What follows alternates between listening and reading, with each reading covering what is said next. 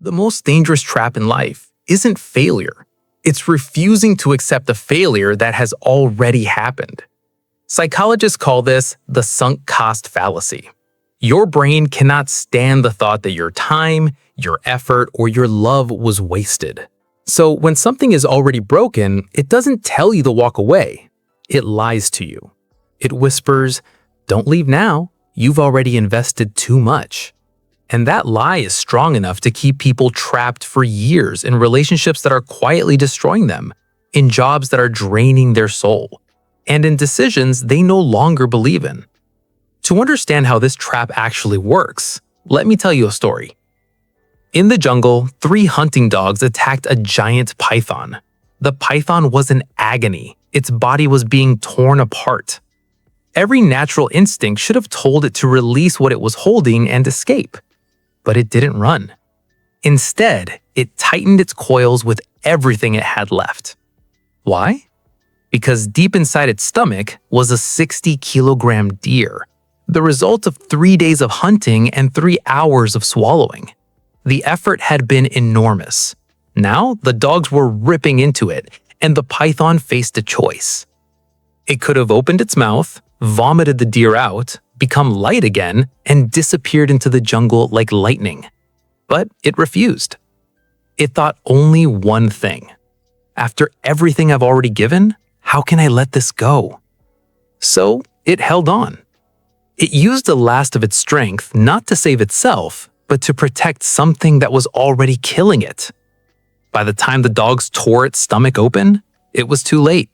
The python died, and the deer it refused to release was eaten along with it. It's easy to watch this and think the python was stupid. Just let go, spit it out, save yourself. But here's the uncomfortable truth.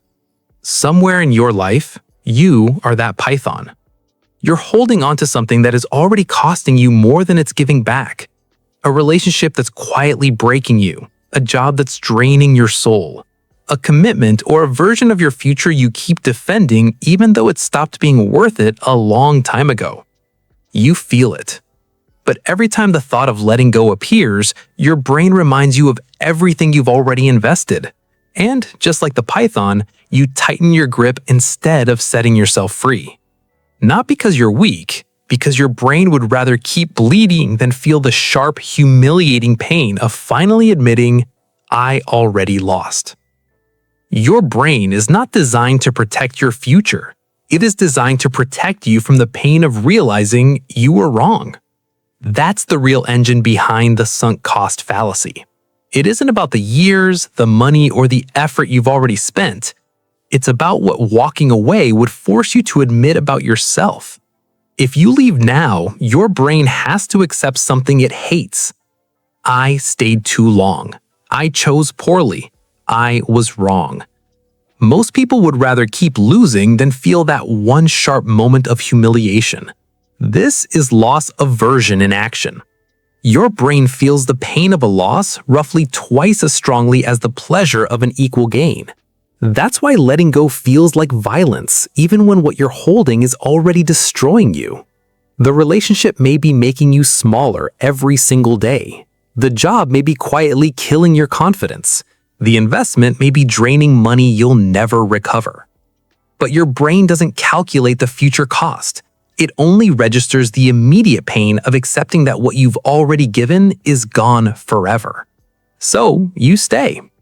Not because staying is logical, because leaving requires you to feel something your brain has spent months or years trying to avoid. The raw, private shame of finally admitting you were wrong. This is how intelligent, self-aware people remain trapped for years, not because they don't see the damage, but because their brain has convinced them that slow, silent suffering is less painful than the short, brutal act of acceptance. And the longer you stay, the more expensive it becomes.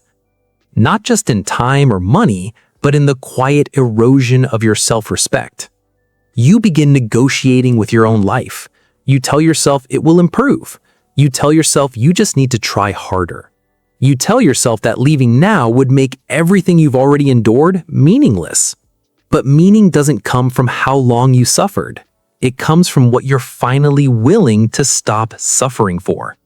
Here's the hard truth. Your past effort does not create an obligation to your future. Every extra day, every extra rupee, every extra fragment of your energy you pour into something that is already failing only increases the total loss. It doesn't protect your investment. It only makes the final price higher. And this is the most dangerous part. The longer you hold on, the more your identity becomes fused with the thing you refuse to release. You stop seeing it as a choice. You start seeing it as who you are. That's when the trap disappears from view. You're no longer holding on because you still believe it can work. You're holding on because letting go would force you to face who you've become while refusing to let go. So, how do you break free from this trap? There is one question that cuts through every lie your brain tells you to keep you stuck. It is simple, but it is brutally effective. Ask yourself this. If I had to make this decision today, knowing everything I know now, would I still choose it? Would you still enter that relationship? Would you still take that job? Would you still pour more money into that investment? Would you still keep chasing that version of your future? If the answer is no, then you already have your answer. Your past effort does not obligate you to keep destroying your future. It only proves that you have already paid more than enough. This question works because it removes the emotional weight of everything you've already lost. It forces your brain to stop negotiating with sunk costs and start facing reality with one clean standard.